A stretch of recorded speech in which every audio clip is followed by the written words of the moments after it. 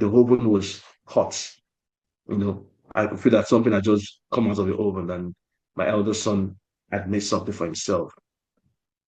And I said, oh, at least, okay, he's made something for himself. At least we'll have made something for the brother, and then we can sort ourselves out. And I got there, it was empty. And I said, what?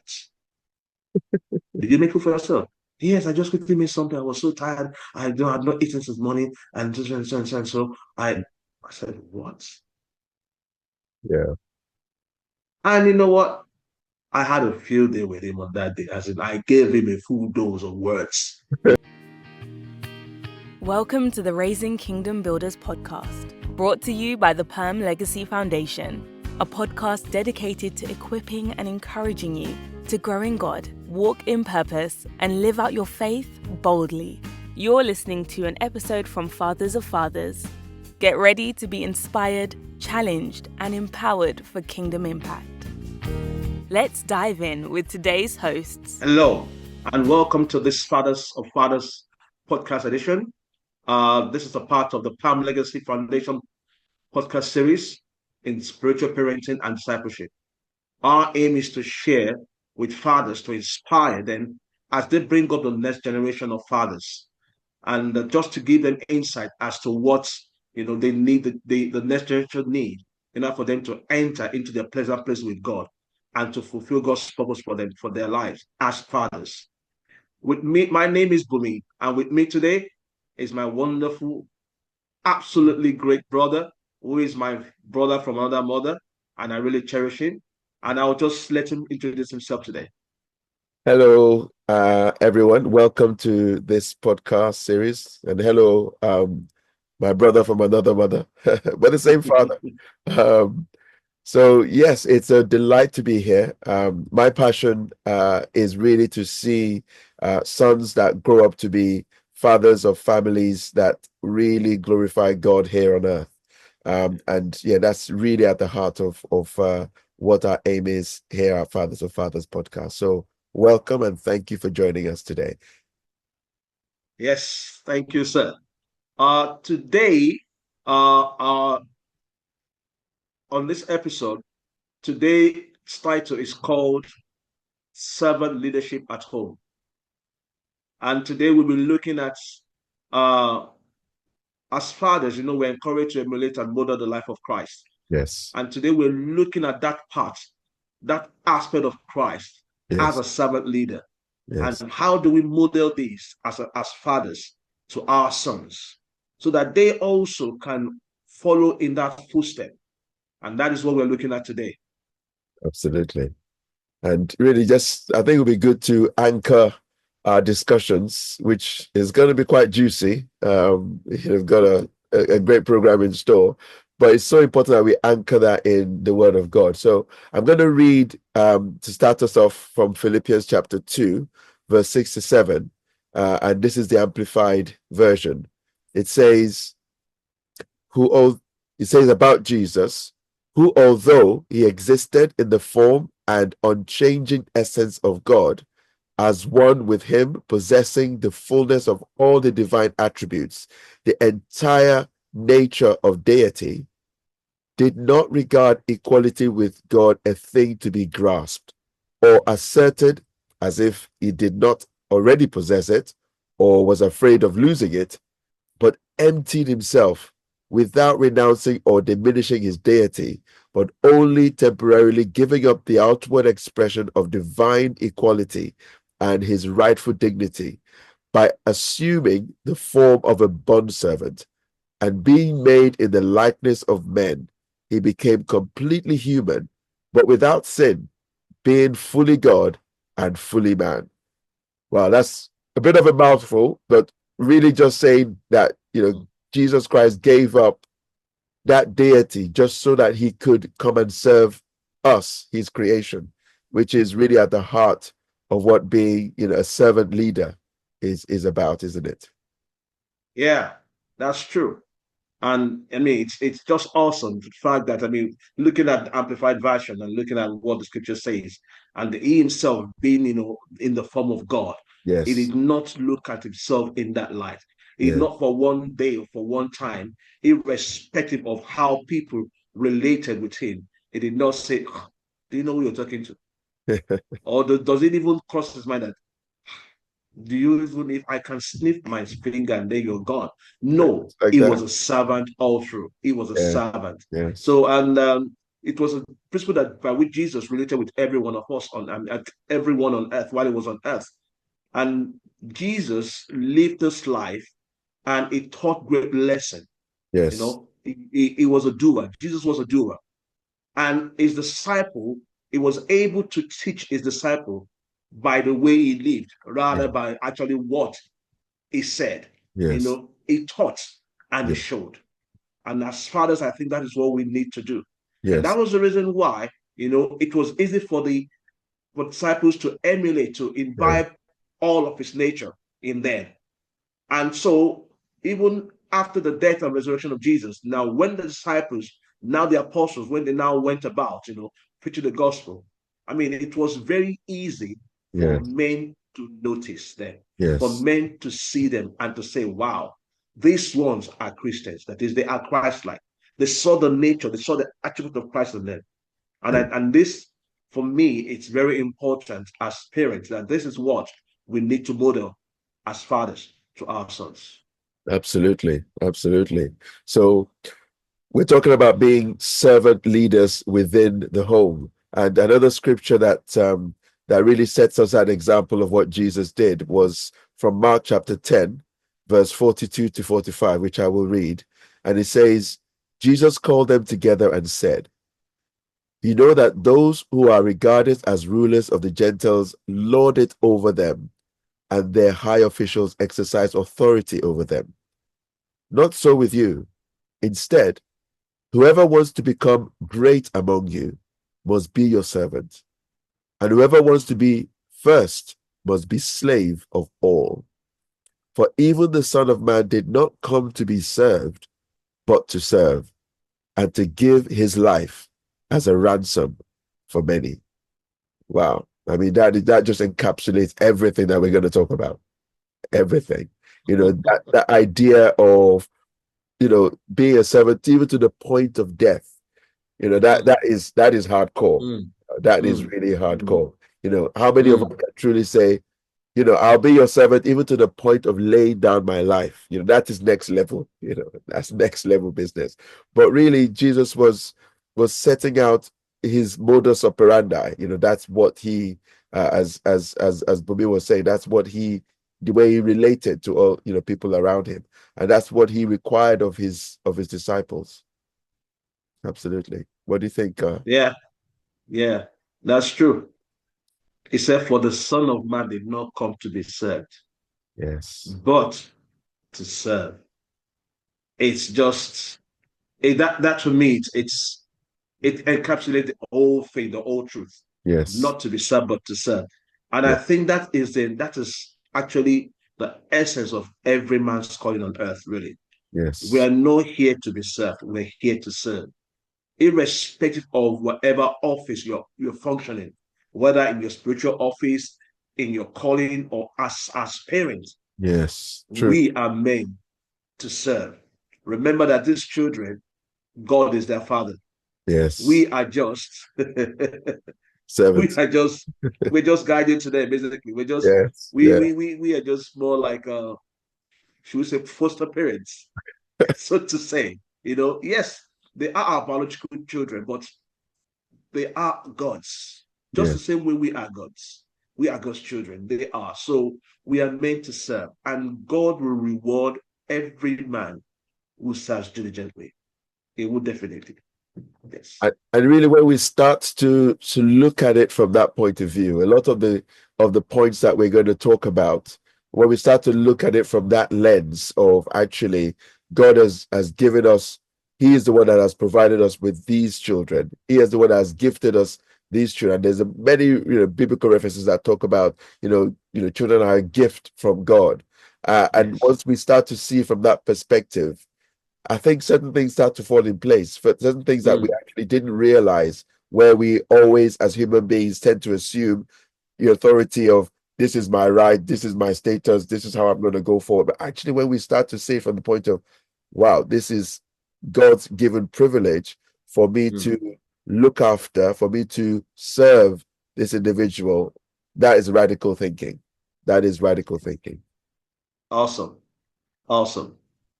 And just again, I mean, Matthew 20:28 says, just as the Son of Man did not come to be served, but to serve and to give his life, just like you said, to give his life as a ransom. That Yes. is awesome. And I Yes. know, of course, many parents see themselves in this light of, I mean, given their life. That's Yes. true. I Yes. remember when I had my first son, and it was in my hand. For the Yes. first time, it dawned on me in reality that without even thinking twice, this is somebody I True. could easily lay my life down for Absolutely. without thinking twice. And that is commendable of every parent. A real parent will feel that way. You Yes. know, a real parent will feel that way. You know that, and that's what we do for our children. Yes. And we have some kind of discussions that we're going to be going through today. Yeah. Just some questions that we need to look at with regards to that. Yeah. The first question says, what does it mean for a father to be a servant leader in a home? Very What good. does it mean for a servant to Yes. be a servant, But for a Father, father to be a servant leader in the home? I think it's for me, it means that you're just like Jesus said, you're not lording it over your children. You're not lording it Yes. over your wife. You are not just sitting there and waiting to be served. Actually, when you see an opportunity to serve and to show humility, you take it. I mean, this is a very, I suppose maybe even controversial, but this is kind of like an example that I've heard before, and I can see how easily it can play out. Imagine a father is just sitting in front of the remote control, in front of the TV, and he's watching TV, and the remote control is just over there on the table, just about out of reach. I've heard it said that he will call, da da da da da, my child, come, and the child has to come, leave whatever they're doing upstairs, come Come all the downstairs. way, come downstairs, pass me that remote control. I mean, that is not servant leadership. That is like saying, I am the king of this castle, you will do my bidding. And children notice things like that. And showing leadership. I know that's kind of like a trivial example, but in some homes, that is the reality through which, in various guises, that it does come up. That's the reality they live through. But it's about what can you do readily to other members of the family. You're in the kitchen. I'm talking very practically here. You're in the kitchen. The family needs a drink of water. You don't say, I'm the father now, they should be getting me water, I should not be. No, you ask, oh, anybody needs something to drink, and then you bring it, and that way the children get to see that actually dad is a humble person. He's not one who we have to sort of bow down to and serve and wait on his beck and call. He actually does these things for us as well. Jesus did a very powerful illustration where it is obvious who Jesus is. He is deity. Disciples knew. By the time he washed their feet, they knew exactly who he was. He wasn't pretending to be anything else. Yes. But he showed them such a powerful thing that I, your God, can stoop down to your level and wash your feet because to show my care for you. I want to show my humility. Yes. And I want to show you that example so that you can then be an example of this, to each other. And I think, in fact, I think it was in John. I'll see if I can bring it up quickly. I think it was in John chapter 13, verse 12 to 17, just to illustrate this point. There's a power divide, isn't there, between Jesus and his disciples. And so it is within the home. As a father, you are often, you may be the oldest person in the family, you may be the wisest person in the family, you may be the most qualified, not always, but you may be the most qualified, but certainly that authority has been delegated to you. In verse 12, it says, when he had finished washing their feet, he put on his clothes and returned to his place. Do you understand what I've just done for you? And you remember in that story, Peter was like, Jesus, you won't wash my... Jesus said, if you don't let me wash your feet, you are not part of me. So it took that so... Jesus took that so because it's such a serious point. And so he put on his clothes and returned to his place. Do you understand what I've just done for you? He asked them. Verse 13 says, you call me teacher and Lord, and rightly so, for that is what I am. Now that I, your Lord and teacher, have washed your feet, you also should wash one another's feet. I have set you an example that you should do as I have done for you. Verily, verily, I tell you, no servant is greater than his master, nor is a messenger greater than the one who sent him.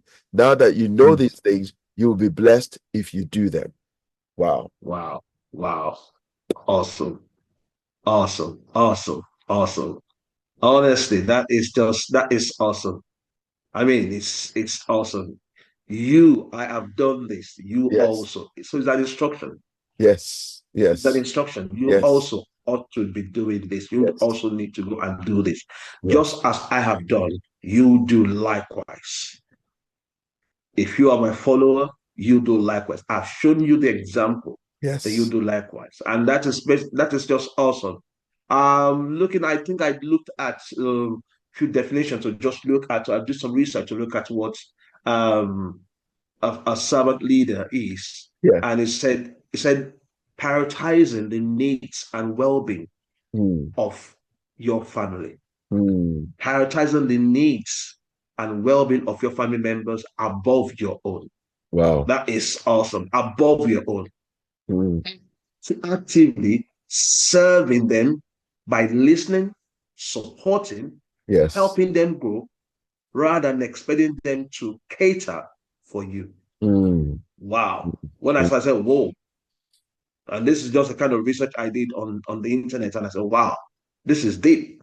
And that is the key thing, really, I think it's about thinking more, to be selfless, thinking not about yourself, but about your children, about your home, about your family, and doing things for them, to looking after their well-being and showing it in different ways.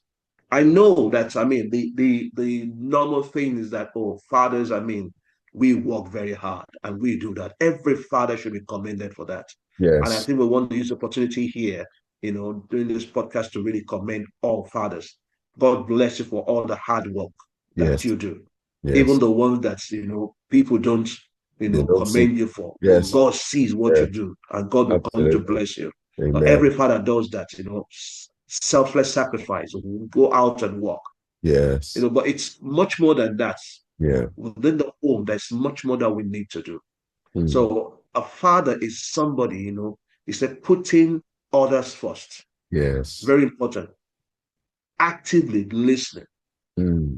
I think that is the area that fathers need to, I believe that fathers need to work on more.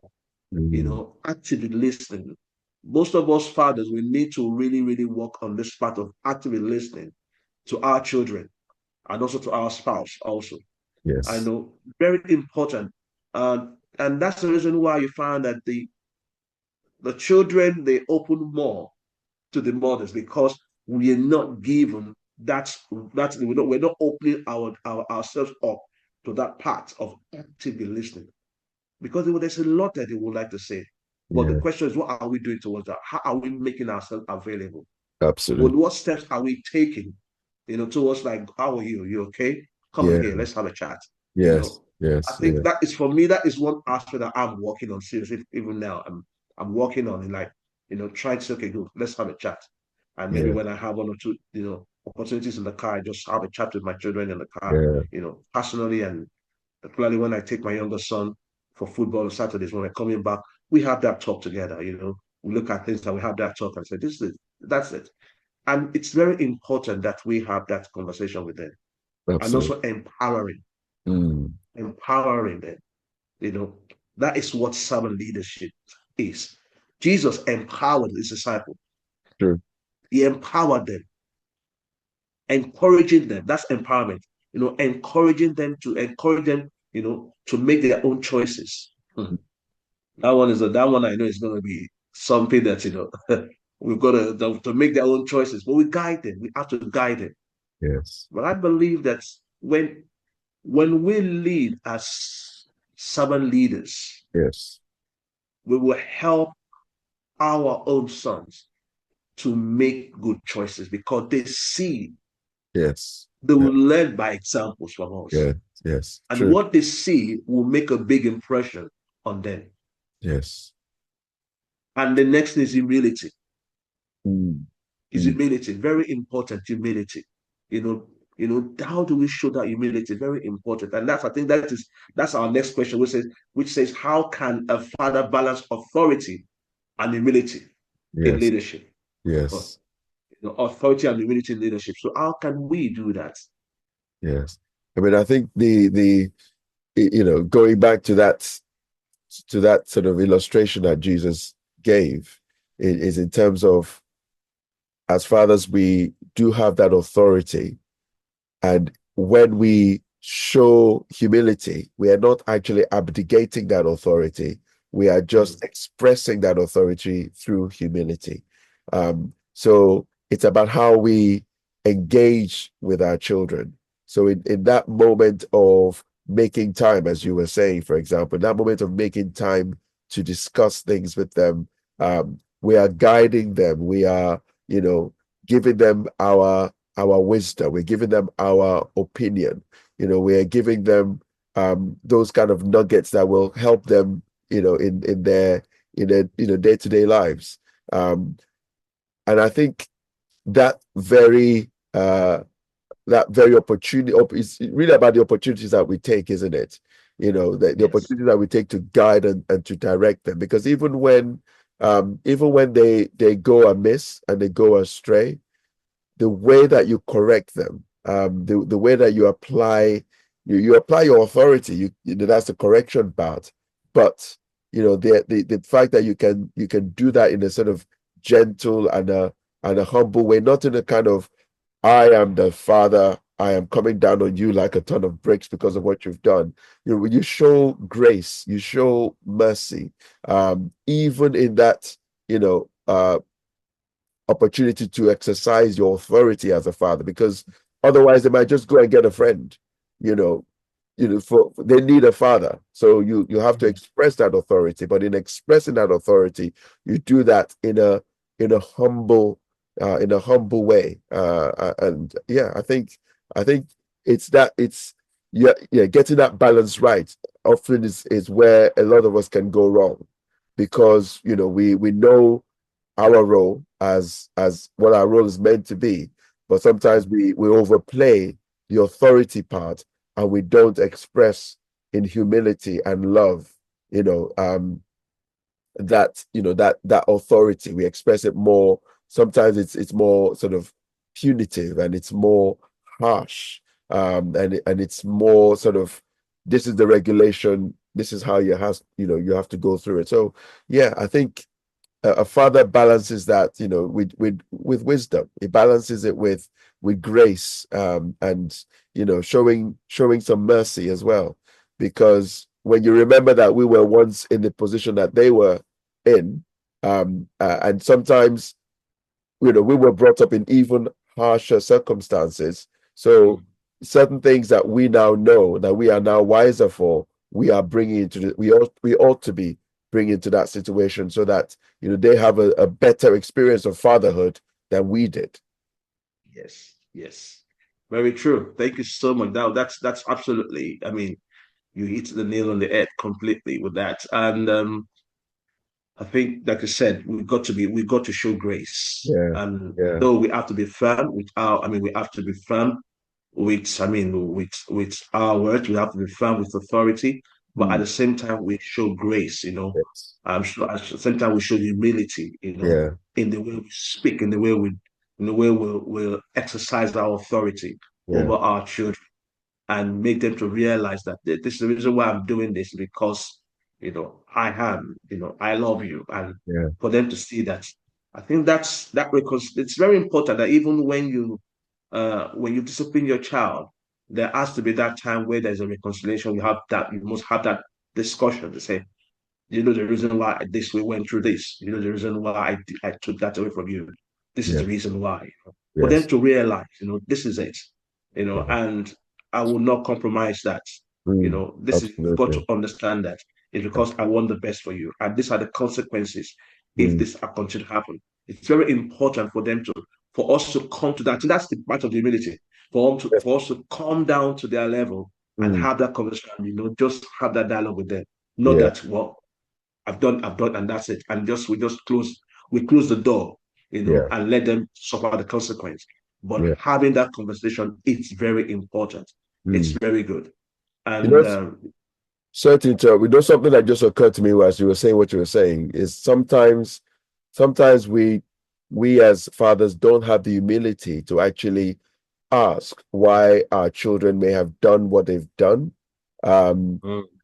We there's always a danger sometimes to come on really like, this is the authority. We have to execute this. You've broken this rule. But actually, when you take the time to listen and to hear them, then that for them, even though yes, it doesn't make it right whatever they did, but because you took that time to understand them, you're that much more attuned to them and able to help them. And in all that process, they see, oh wow, daddy's actually taking the time to listen to what I've got to say. And that is, being humble before them as well. Sorry to interrupt, as you were saying. sure, that's very true. You just made a very big point there, which is very, very, something that we all need to take in that regard, that you really should come and ask sometimes, why did you do this? Why? Why did you do that? I think that's a very good question to ask. So that in a way we understand it's easy for us to be able to identify where the problem lies. Yeah. So that if there's something we need to do about that, if there's a misconception, if there's something we need to correct, or if Yes. there's something we need to start praying about also, True. it's very important. That question will help us to identify those challenges. And say, Yeah. oh, this is a challenge. Okay, good. Okay, this is how we're going to deal with this. Why did you do this? Mm. And sometimes, yeah. For example, maybe you see your child acting in some ways in school, and the Yeah. teacher calls you, and then they said, oh, he's done ABC. And then they said, what, my child? You? Okay, we'll deal with it. But there might be a reason why the child reacted that way in school. True. And it's about having that dialogue. Yeah. I know sometimes we've got to be careful. Young people, sometimes um they might say a lot of things they might kind of brandish stories, and then but from there we can still pick one or two things. True. We're able to pick things. We're men of wisdom, and okay, this is the challenge here. Okay, and then so that it helps us to be able to deal with the core problem, the core issue, and that is something that's very important. I think that's very important. True. A father, melting, you know exercising authority with humility, balancing authority with humility, being able to sometimes come down to their level, have that discussion, Yeah. sit down with them and listen to them. Okay. Okay. Absolutely. I understand. I appreciate what you're saying to me.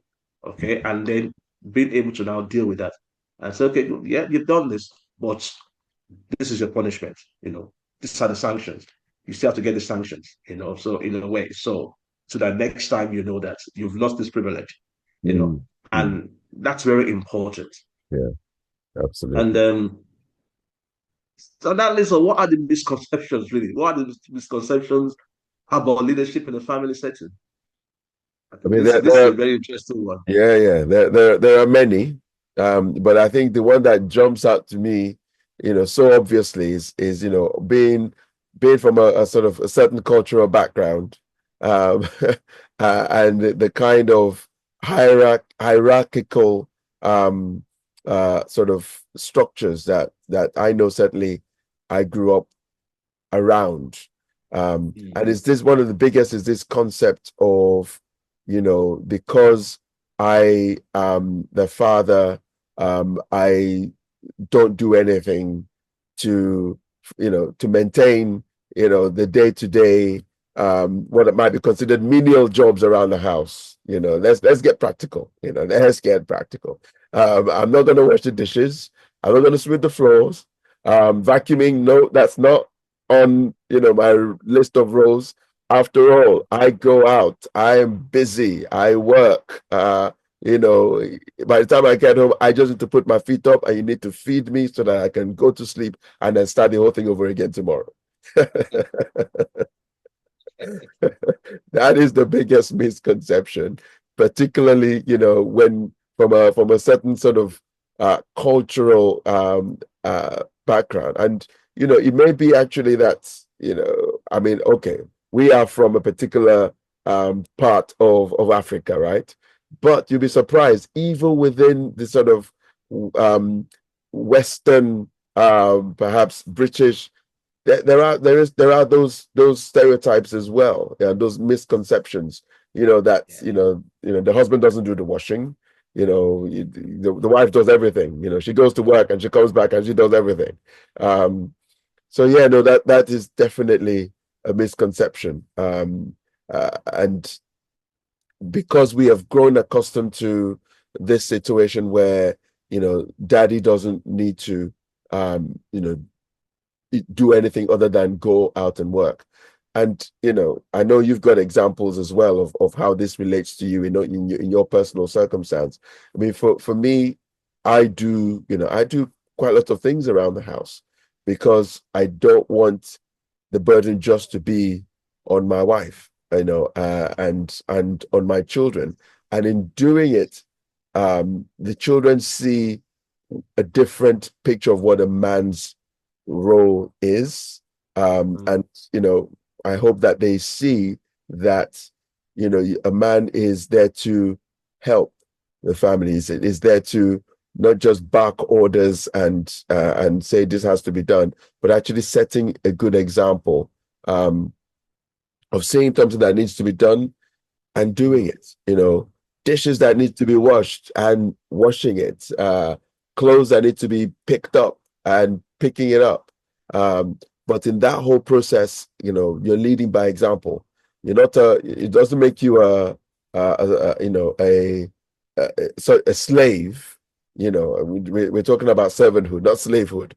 It doesn't make you a slave, but it actually shows an example that a father can be, relatable to the extent that, they do things that enhance the family, and enhance the life of the family, so that mommy is not sort of completely tired, having to work and then coming home and having to do, whereas dad is just sat in front of the TV with his feet up, sipping cocoa and asking you to bring the remote. So, but yeah, I mean, I know you have some perspective on this as well. Yeah, it's quite interesting, particularly from some cultural background, like you mentioned, and it's just one of the key things is number one. I mean, one of the other ones is that fathers don't talk too much, Mhm. And I think that's where that aspect of fathers not having that conversation with their children. That's Yeah, where it comes from. yeah. Father don't stop. They don't talk too much. They just give instruction and you dare not flout those instructions. And I think it's one of the misconceptions. Fathers talk. Fathers should be talking. I think fathers should actually be talking more, Mm, mm, particularly to the sons. mm, Fathers should be talking more to the sons. Fathers should be given a lot of wisdom. They should be impacting those wisdom. You don't want to leave this world with the wisdom that God has given to you and leave. No, you want to make sure you pour everything mm. into your children. Yes, You yes. want them to walk, they will be, when they're much older and maybe you've gone to meet, your father in heaven, Mm, they will be, want them to be walking and, you know, and then your words are ringing in their ears because they can remember those words of wisdom. And they also will impact those words of wisdom to their own children. yes, Very absolutely. important, very important. Fathers are they are supposed to be there to it's, and one of the things is, the key thing is, one of the major misconception is they see fathers who, like you say, uh, help around the house, do household chores. They tend to see it as a sign of weakness, Mm. and that It's a is not, and misconception. Yeah. that's a great misconception that needs to be changed. It's a very, for me, I call it a life from the pit of hell. It's not a sign of weakness, because Jesus, I mean, everything he did, I mean, like you said, washed the feet of the disciples. He fed his own disciple. Jesus served. you know, and that is one thing we should learn as fathers, that that being a domesticated father does not it's not a sign of weakness at all. So It's, for me, it's a sign of maturity. For true. me, it shows a father who is so confident, a father who is, who is not threatened by anything, and it shows a father who loves his children, who loves his family, who cares for his family, who will do anything for his family. And Mm. that's very important, the major thing, that it's not a sign. And that's what young people, that's what they see, that when you see young people now, it's like they say, no, that this is my role. Yeah, I bring in the bread, so I don't have to do all of those things. No, sorry, you have to. It's part of, because you're training someone. I tell my sons, I said, you can see me, I do ironing, and do you think I picked it up just yesterday? I was brought up with that because I learned that. And that's the reason why I'm able to take care of you. And so I'm training you now so that you can also take care of your own children when the time comes. It's very Absolutely. important that we lead by example. We show that. And so it comes to the question: how can fathers demonstrate Mm. leadership through their daily lives? How Mm. can they demonstrate leadership through their daily lives? I mean, I think we've said it. We've said a lot of it, really, and it's from those little things, as well. When we're talking about leadership, we're talking about taking responsibility. We're talking about having a plan, having a direction, having a vision. Um, and one of the things that I tell my kids actually is, um, if you can look at dishes, for example, and after you've eaten, the kitchen is like a bomb site. If you can get to the point where you can look around and see what the chaos is, and then afterwards, when you've done everything, you step back and you look at it and say, okay, I've done this, I have brought order to this chaos. It's still work in progress. They're young. There's still a bit to learn when it comes to that. But it's a great life lesson, actually, that you can look at a bit of space that is in chaos. But you make the time, you make the plan, you make the determination. Those are key attributes in life, and you bring all of those things together to achieve an aim. That is a great lesson in leadership.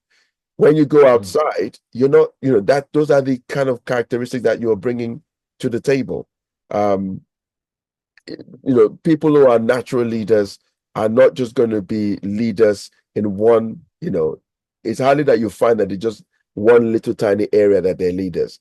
Actually, when you look at their lives, you see examples of how they lead, in terms of getting out of bed in the morning, the order that you leave behind by the time you leave the house, the order that you leave behind, and when you are out on your job, you're still using these kind of key principles that you learn as a child. So even those things that seem small can actually make an impact in terms of life lessons. So yeah, there are many ways that fathers can demonstrate leadership through their daily actions, and it's looking at how we're planning as a family.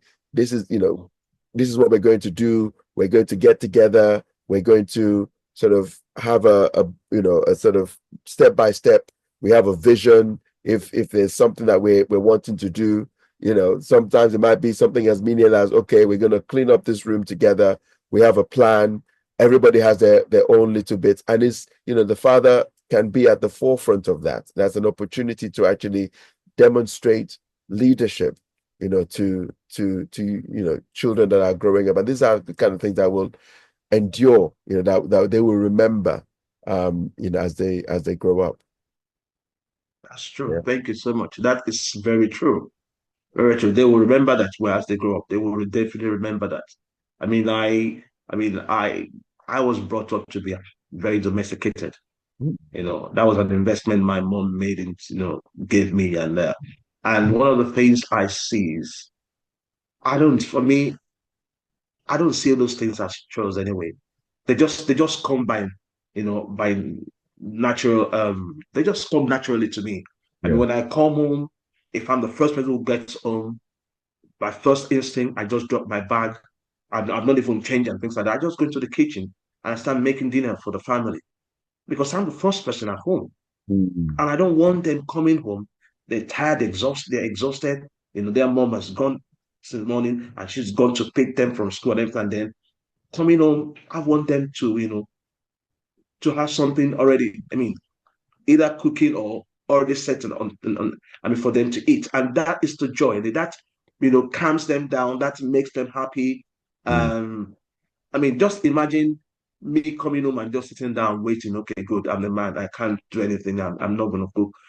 How my wife is coming in to cook, and then the boys are coming also. And the boys come home and they're tired, exhausted. I'm like my younger ones, you will see his face already, contouring and everything like that. He's hungry, he's tired, he wants food. And nothing is there. And and sometimes they say, "Oh, is there anything to eat?" And I said, "What? What?" If I say, "Yeah, what? Eat what?" "Yeah, I'm waiting for you guys to come and cook." Just imagine the chaos in the house. Just imagine what kind of a man is this? I'm very sure that will be what will be in their mind. But no, I mean, I make something. They have something, and except I'm not the first person in the house. I'm the first person to get to the house. Food must be ready. I get things done. I make things. I make things available for them. And also, cleaning is not. It's just a natural thing for me. Clean the whole house on Saturdays. We have this. Myself, my wife, we clean the whole house. And I mean, from top to bottom, every Saturdays. It's something we do every Saturday. And so the children see this. They see myself. They see myself and my wife do these things. So when we give them instruction to do something, they know they can't even trace their faces. They know they can't say no because we've shown them by example. I have shown them by example.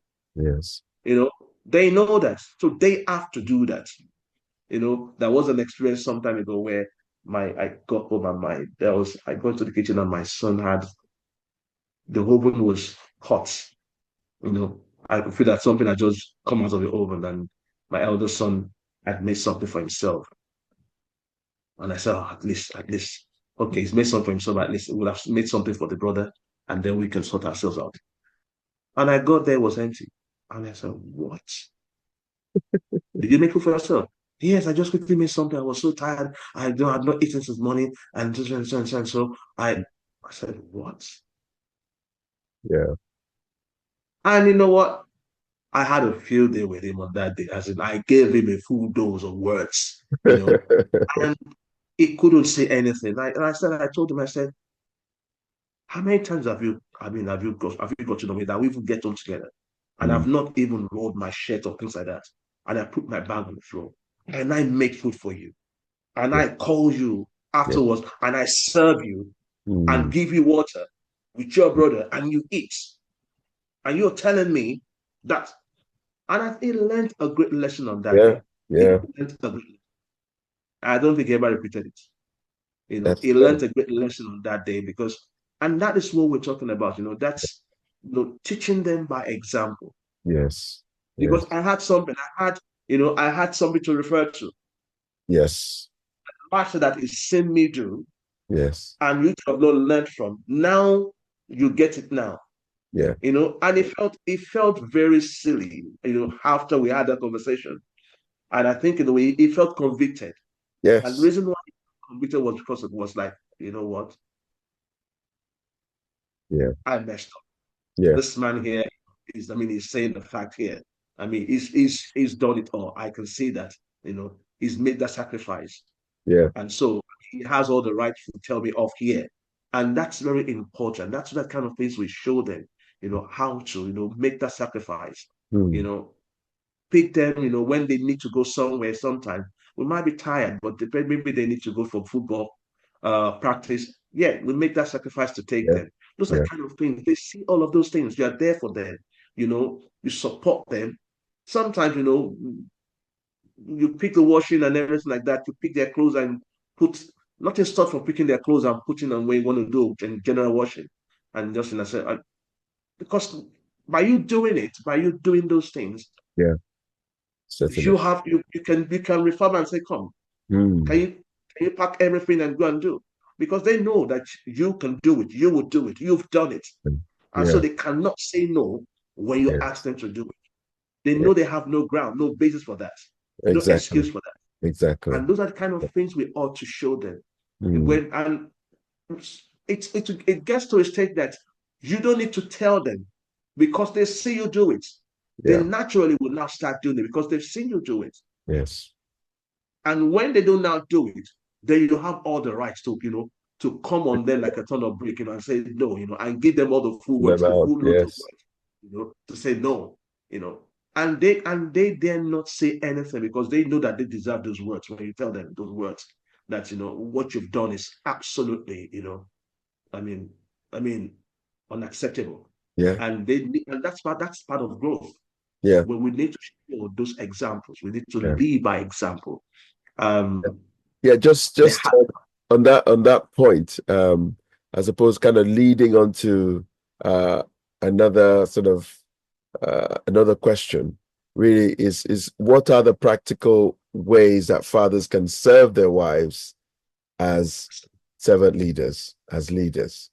Hmm. What would you say That's to that one? ooh, that's just some of the things that we've just talked about. We've talked about this in the course of our discussion today, and it's just being supportive at home and being helpful is so very important. Like I said, my wife is she's a clean freak. She just, she's very meticulous about things and clean everything. And so in a way, yes, I clean like I said, we clean the house together. I clean the house, do some of the the laundries and things like that. And before Yeah. she comes, and she likes to see sparkling house.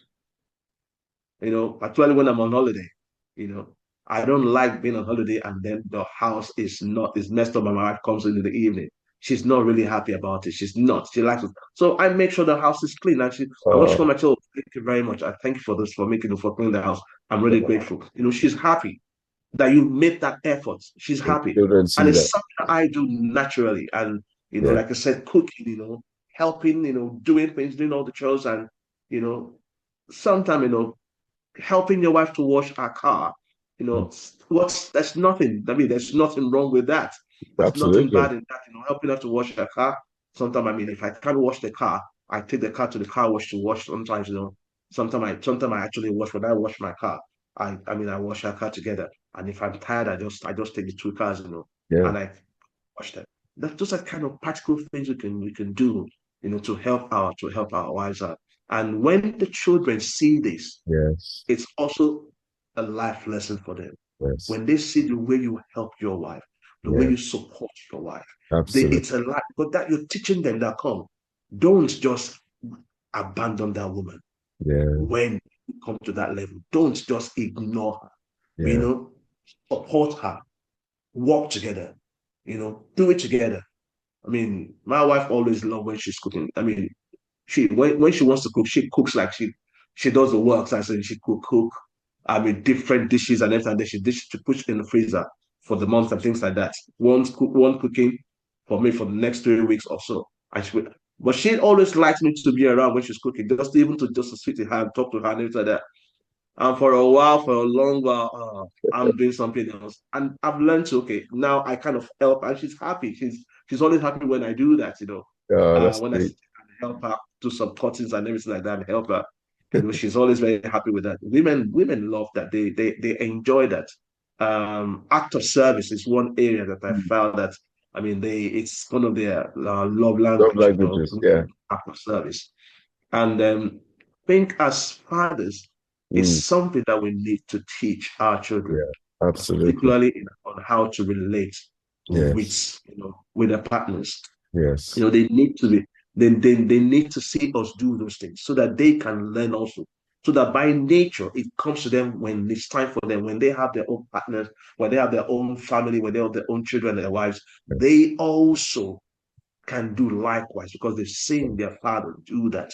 Yeah. They can also do likewise. Very important, I mean, very one of the important. one of the interesting things is when I've got a daughter who's kind of like in that space of sort of dating and seeking a life partner, that kind of thing. And the kind of comments that I hear um is just how women are actually impressed by guys who can do more, by guys who are supportive, by guys who they don't just fold their hands and sit back and the woman has to serve them. Mm. So, we're doing our guys a favor, really. We're preparing them for the future. When they see and we model what a relationship should be like in terms of service and in terms of being humble before our wives, because many will know that within certain societies, the man is here and the woman is slightly lower. That is the way, that's the model that they live with, where there's this very strict hierarchy. But actually, the Bible says that the woman is a helpmeet to the man. And so whereas a man may take the ultimate responsibility within the family, they are partners. They live and they work together for the good of the family. And so Yes. children seeing, and our sons in particular, seeing that that's the way it should be, where we are supportive of each other, we are humble as fathers and do things for our wives, look after them, do things that maybe, that's traditionally their role, but actually we are in that position where we can, it's, as you rightly said, love languages, act of service is one of the love languages.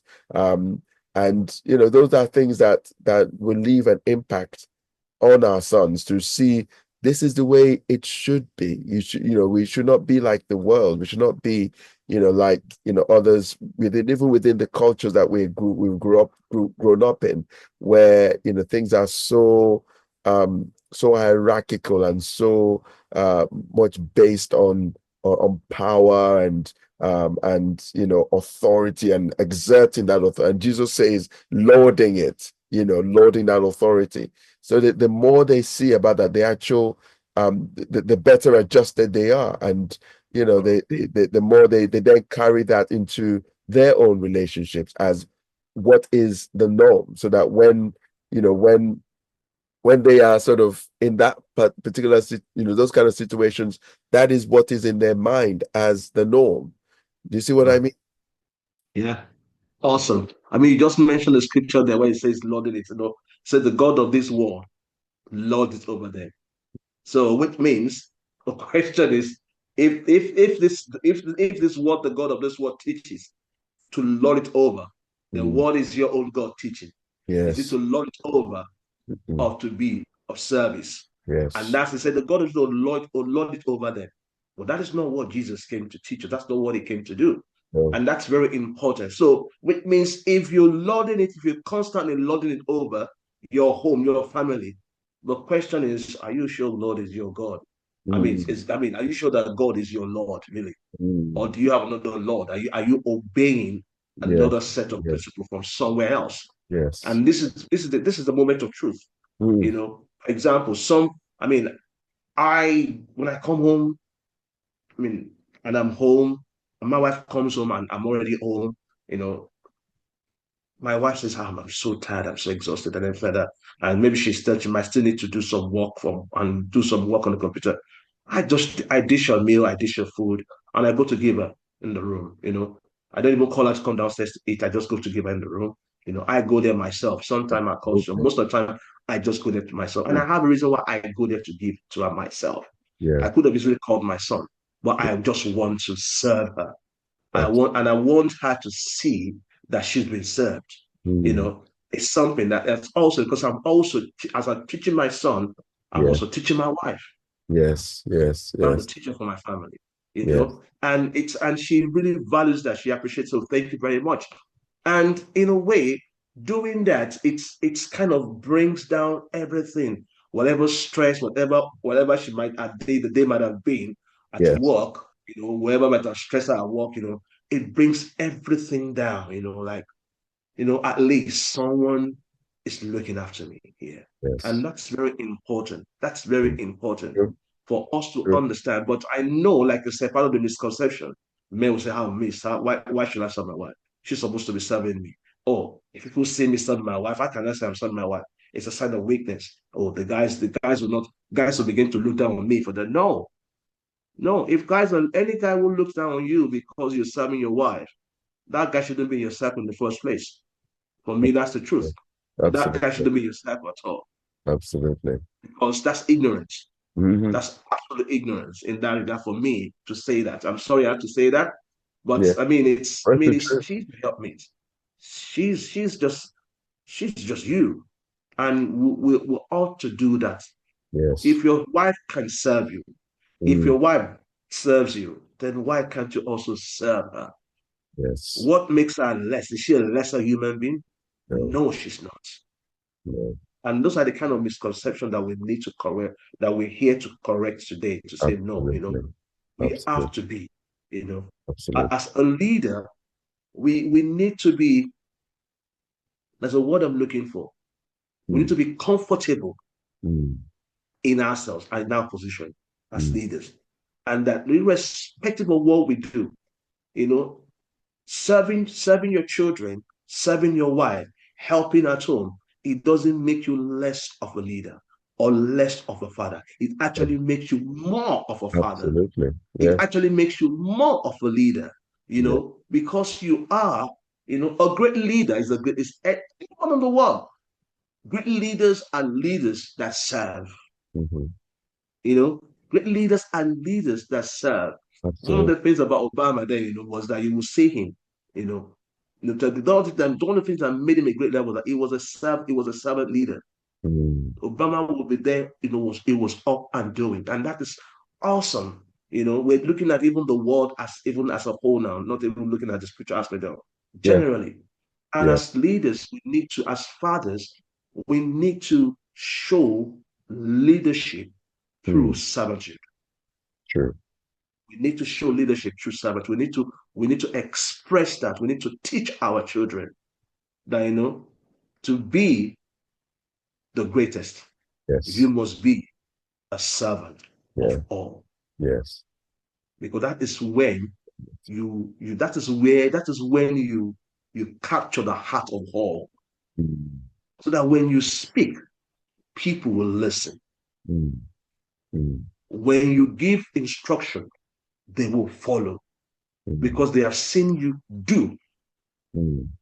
not just say, but you've done something. And Absolutely. so they will follow you. You've Absolutely. gained more trust through that. And that's very important.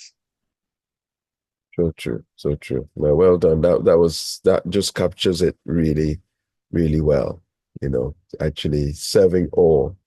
To be the leader, you need to be the servant, really. And that's what Jesus says.